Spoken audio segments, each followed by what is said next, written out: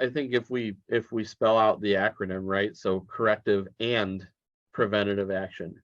And I've Right. seen in my experience when I've gotten into an organization, I look back through maybe 2, 3, 4, 5 years of history, and I look at what they're doing to correct incidents. And I won't mention any names, but one of the organizations that I went to, after looking back through their history, certainly not deep diving into every single one, but 9 out of 10 times their corrective action was coach employee, right? I mean, and Right. that's to me, I